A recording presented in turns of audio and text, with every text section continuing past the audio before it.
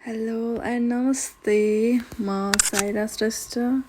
आज चाहिँ हामी तिर्सामा ढेँडो खाने प्रोग्राम गर्दैछौँ। म यहाँबाट चाहिँ भित्र गएर तिर्सा भिजिट गराउँछ है हजुरहरूलाई। भिजिट तिर्सामा के छ कस्तो छ सबै देखाउँदैछु, सबैजनाले हेर्नुहोला।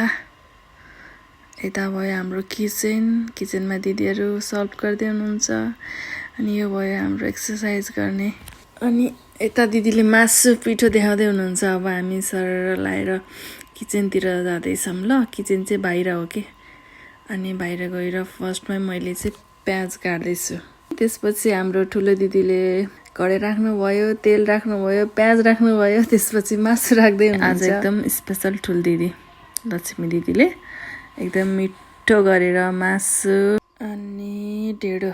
ल ढेँडो पनि हेर्नुहोस् त कति मजाले बनाउँदै हुनुहुन्छ। अनि हेर्नुहोस् न यहाँ ढेँडो बनाउँदै कति राम्रो देखिनु भएको छ दिदीलाई, एकदमै क्युटवाला मर्निङवाला फेसमा पनि यति राम्रो देखिनुहुन्छ हाम्रो दिदीलाई।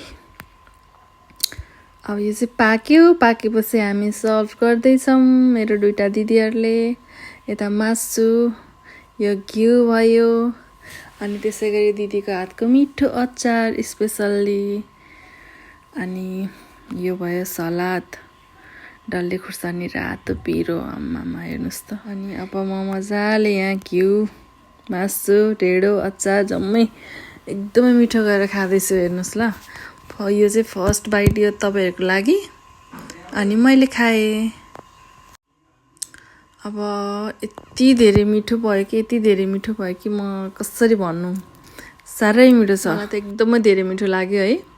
अनि त्यसपछि चाहिँ म फेरि मेरो दिदीहरूसँग चेयर्स गर्दै रमाउँदै, अनि दिदी अनि फेरि दिदी, हामी त यति धेरै रमाइलो गऱ्यौँ कि आज। अनि हेर्नुहोस् न यहाँ दुईजना दिदी बहिनी चाहिँ खुट्टा लभर खुट्टा लभर बब्बाल खुट्टा खाँदैछौँ हामी। खुट्टा एकदमै फेभरेट दुवैजनाको।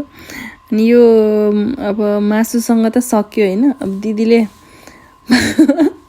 दहीसँग पनि यति मजाले खानुभएको छ कि यति मजाले यति मिठो लागेर है। अब चाहिँ फाइनल्ली खाइसकेर जुठो चुटेर हात धोएर मेरो आजको ब्लग यति नै है त। By by.